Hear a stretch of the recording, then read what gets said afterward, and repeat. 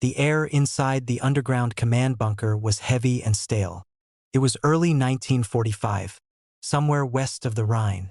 A single bulb flickered above a long wooden table scarred by years of hurried conferences. Maps hung unevenly on concrete walls.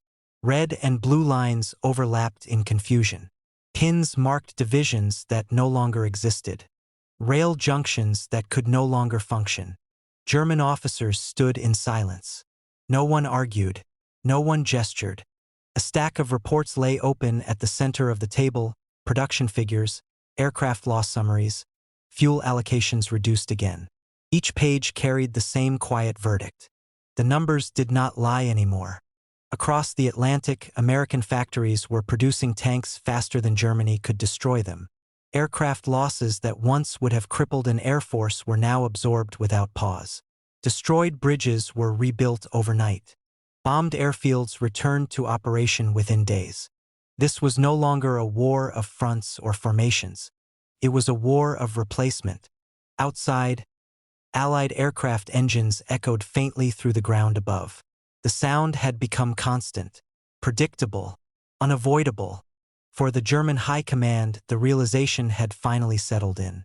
Germany was not being defeated by tactics alone. It was being overwhelmed by a system that could not be exhausted. And that truth had been decided long before the first American soldier landed in Europe. At the beginning of the war, German strategic thinking was shaped by speed.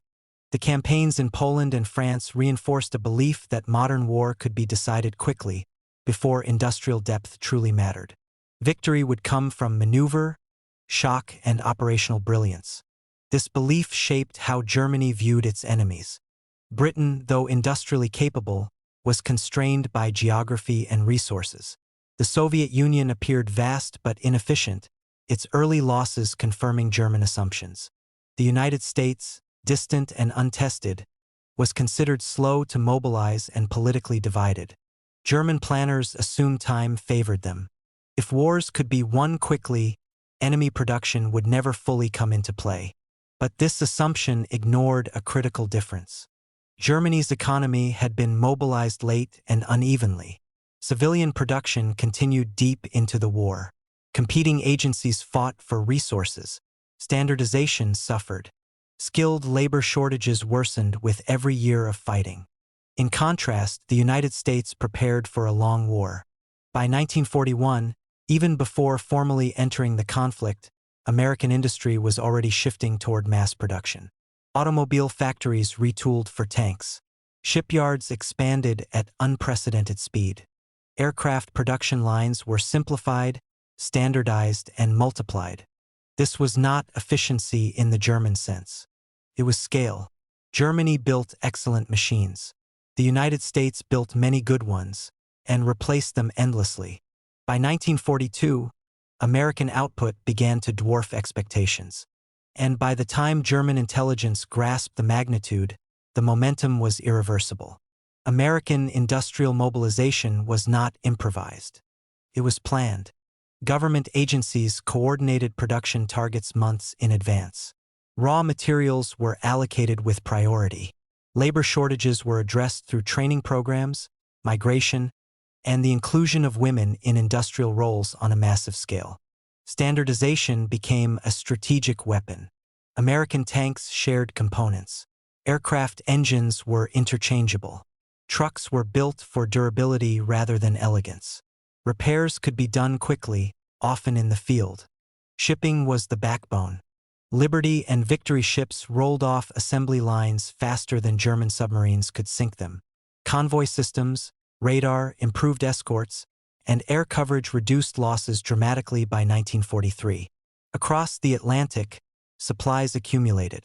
Fuel, ammunition, food, spare parts, stacked not for weeks, but for months of sustained combat.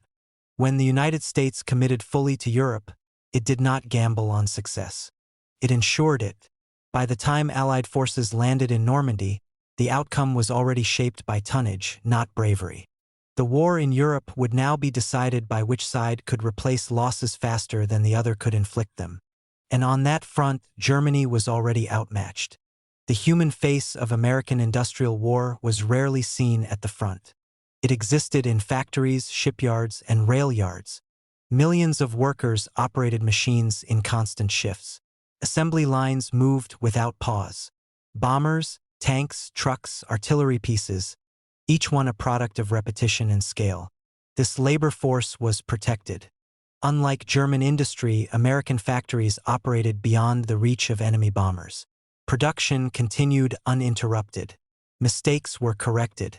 Processes refined. Logistics turned output into power. Once produced, equipment moved efficiently across oceans and continents. Supply chains were tracked, measured, and adjusted continuously. Nothing was left to chance. The Red Ball Express illustrated this reality on European roads. Thousands of trucks ran day and night, carrying fuel and ammunition to advancing armies. Drivers slept beside their vehicles. Repairs happened on the roadside. Empty trucks turned back immediately. For American commanders, logistics created freedom. Operations were planned with confidence.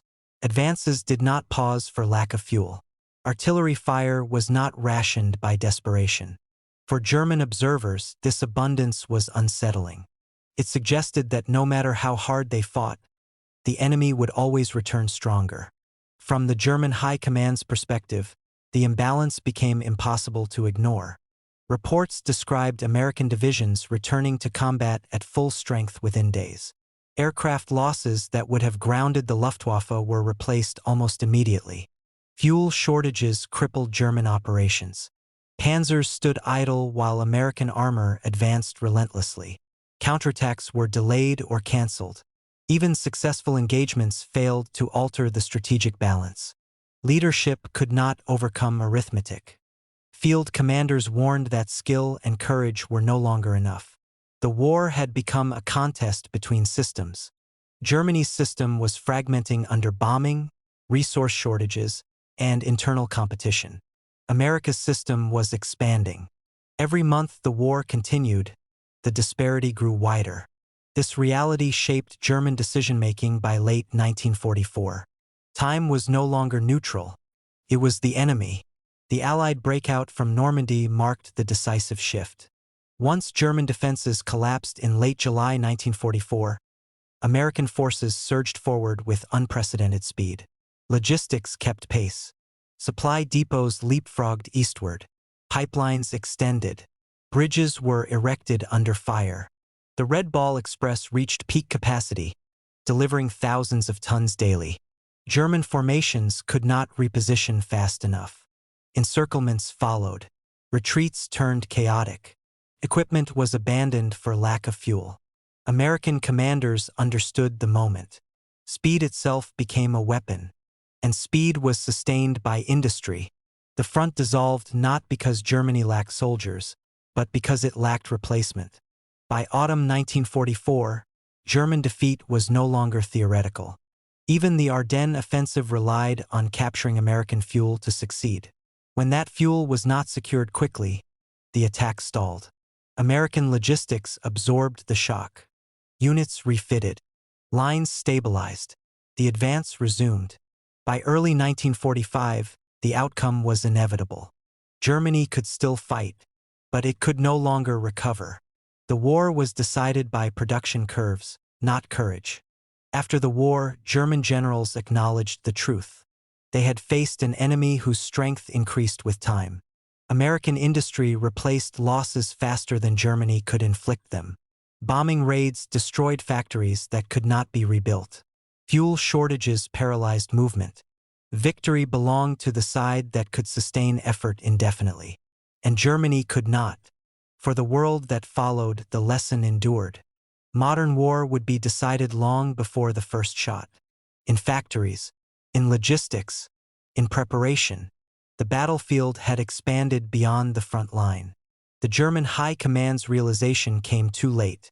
They had misjudged the nature of modern war. America did not simply fight Germany's armies. It outproduced them. It replaced losses without hesitation. It turned distance into advantage. It transformed industry into a weapon as decisive as any tank or bomber. Victory was not sudden. It was inevitable.